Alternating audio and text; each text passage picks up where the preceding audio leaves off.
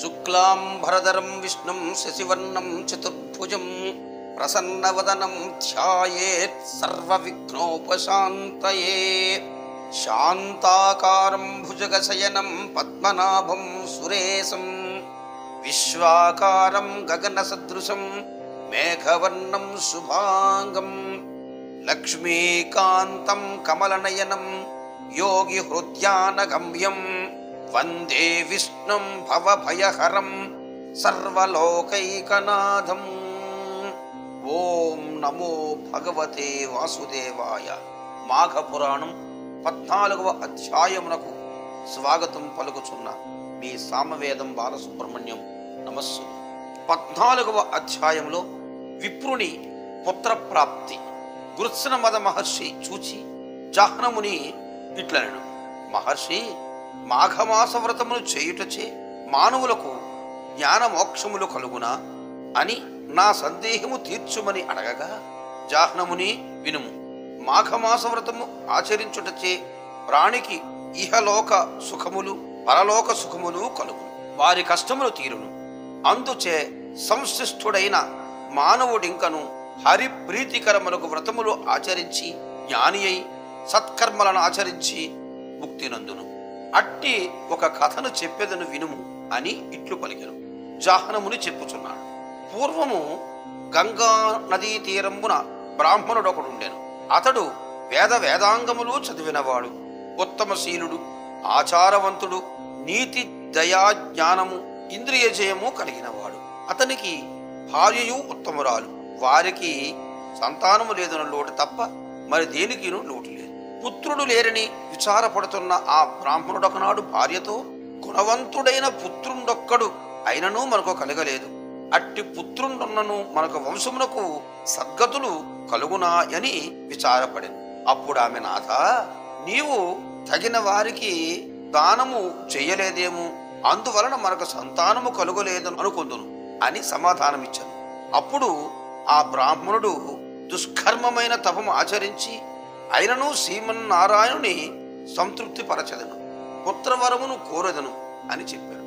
కష్టమైన నియములను పాటించి నిశ్చలమైన తపము చేసి మృకండు మహాముని వలనే ఉత్తమ పుత్రవరమును కోరెదనని పలికెను. ఆ దంపతులిద్దరూ తపమాచరించవలనని గంగానదీ తీరమునకు పోయిరి. ఆ బ్రాహ్మణుడు అష్టాక్షరమును జపించుచు శ్రీహరిని మనస్సులో నిలుపుకుని తీవ్రమైన తపంబు ఆచరించను. కొంతకాలమునకు శ్రీమన్నారాయణమూర్తి ప్రత్యక్షమయ్యను. అతడు 4 చేతులు ఎందును శంఖము చక్రము గదను ధరించి ఉండెను. వనమాలను ధరించను. పచ్చని పట్టుబట్టలో కట్టుకొనెను. కౌస్తుమణియు భూషణము ధరించను. అతని కిరీటము కోటి సూర్యకాంతులతో ఉండెను. శాంతభూషితమై ప్రసన్నత కల శ్రీహరి ముఖము మకర మండలముల కాంతితో అంతయు శోభాయమానముగా నుండెను. నారద మహర్షి స్తుతించుచుండగా, అప్సరస కాంతలు పాటలు పాడుచుండగా, లక్ష్మీ సమేతుడైన గరుత్మంతుని పైనికి ఆ బ్రాహ్మణునకు వరమియ్యవచ్చను. తామును గమనింపక తీవ్రమైన తపమున నిమగ్నుడై ఉన్న బ్రాహ్మణుని చూచి చిరునవ్వు నవ్వుచు, విప్రా, నేను నీకు వరమియ్యవచ్చి తిని, నీ తపమునకు మెచ్చి తిని అని పలికెను. శ్రీహరి ఇట్లు పలికినను ఆ బ్రాహ్మణుడు నిశ్చలుడై నిశ్చల చిత్తుడై బాహ్య జ్ఞానము లేని స్థితిలో ఉండెను.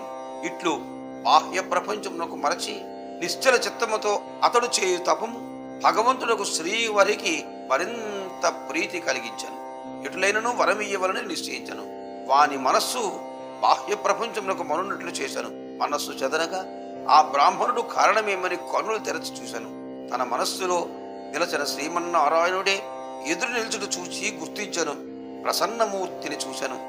ఆనంద పరవశుడై అతడు ఎన్నో రకములుగా శ్రీ మహావిష్ణువుని స్తుతించను.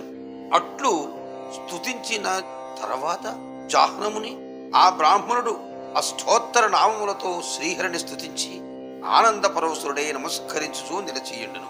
భగవంతుడు వరము కోరుకొమ్మనను. శ్రీహరి మాటలు విని ఆ విప్రుడు, స్వామి, నీ పాదముల యందు నాకు నిశ్చలమైన భక్తి నిమ్ము. ఇహలోకమున పరలోకమున సద్గతికి కారణమైన పుత్ర సంతానమిచ్చి నాకు ముక్తి నొసగుమని కోరెను. శ్రీహరి, నీవు కోరిన వరమిచ్చి తిని, నీవు చెప్పిన ఈ అష్టోత్తర శతనామ స్తోత్రము చదివిన వారికి నేను శీఘ్రముగా ప్రసన్నుడు కూతునని పలికి అంతర్ధానముందెను. బ్రాహ్మణుడు నష్టద్రవ్య లాభము నొందిన వాని వలనే సంతసించుచు తన ఇంటికి చేరెను. కొంతకాలమునకు వాని భార్య గర్భవతి అయ్యను. కుమారుడు కలిగెను. పుత్రుడు కలిగినందున ఆ బ్రాహ్మణుడు మిక్కిలి ఆనందించెను. కొంతకాలమునకు నారద మహర్షి వాని ఇంటికి వచ్చెను. వారిని చూచి వీని ఆయుర్దాయము 12 సంవత్సరములని చెప్పును అని తన దారిని పోయెను. ఆ బ్రాహ్మణుడు నారదుల మాట విని తలంచుకునుచు విచార నిమగ్నుడైనం. వాని భార్య పాలుని యొడిలో కూర్చుండబెట్టుకుని వానిని నిమురుచు కన్నీరు కార్చుచు నిట్టూర్పులు విడుచుచుండెను. విచార వదనముతో ఆహారము తీసుకొనక విచారించుచుండెను. నాథా, నీవు తీవ్ర వ్రతమునర్చి వరముగా పుత్రుని పొందితివి. చంద్రుని వలె సంతసము కలిగించు ఈ కుమారుడు 12 సంవత్సరములు జీవించి విద్యాభ్యాసము చేయుచు మరణించును కదా. నేను ఈ పుత్ర శోకమును ఎట్లు సహింపగలను? పుత్ర శోకమును భరింపజాలను అని భర్తతో పలికెను. ఆ విప్రుడు భార్య మాటలు విని బాధపడుచు ఆమెను ఓదార్ప నిశ్చయించను. ఆమెతో ఊరడించుచు ఇట్లనెను, ప్రియా, దుఃఖింపకము. దుఃఖము శరీరమును బాధించును. నీ దుఃఖమునకు తగిన కారణము లేదనుకుందును. మృత్యువు తప్పనిది, అది ఎవరినీ విడువదు. మన పుత్రుడు 13వ ఏట మృతినందునని ఇప్పుడు దుఃఖించుచుంటివా?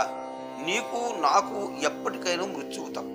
మన పుత్రుడు మనం మరణించిన తరువాత అయినా మరణింపక తప్పదు కదా. మరి ముందు వెనుకలు వయస్సులకు కానీ మృత్యువునకు లేదు. పండితుడైన వాడు సుఖ దుఃఖములకు హర్ష శోకములందడు. కావున నీవును శోకింపకము. జరగవలసినది జరుగుక తప్పదు. అట్టిచో నీకు విచారమేలా? నీవు దుఃఖించనను కాకున్నది కాక మానదు. అనగా నీ శోకము నిష్ప్రయోజనము. ప్రతి ప్రాణియు తాను చేసిన కర్మ అనుసరించి జన్మించును, మరణించును. కనిపించినది నశింపక తలచునా? కావున శోకింపకము అని ఆమెను ఊరడించను. మరియు నిరర్ధకమైన దుఃఖమును విడువము. శ్రీహరిని పూజించి పుత్రుని మరణ భయము పోగొట్టుదుము. నీవు ధైర్యముగా ఉండుము అని పలికి మరలా గంగాతీరమునకు చేయి నియమ నిష్ఠలతో శ్రీహరిని సర్వోపచారములతో పూజించుచుండెను. శ్రీహరి అష్టాక్షరీ మంత్రమును జపించెను. శ్రీహరి వారి నిశ్చల భక్తికి ప్రీతి చెంది ప్రత్యక్షమయ్యను. బ్రాహ్మణుడు శ్రీమన్నారాయణకు సాష్టాంగ నమస్కారములు చేసి నిలచియుండెను. స్వస్తి స్వస్తి ప్రజాభ్యః పరిపాలయంతాం న్యాయేన మార్గేణ మహీమహీషాః గోబ్రాహ్మణేభ్యః శుభమస్తు నిత్యం. లోకా సమస్తా సుఖినో భవంతు.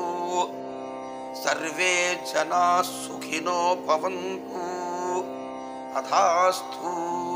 స్వస్తి.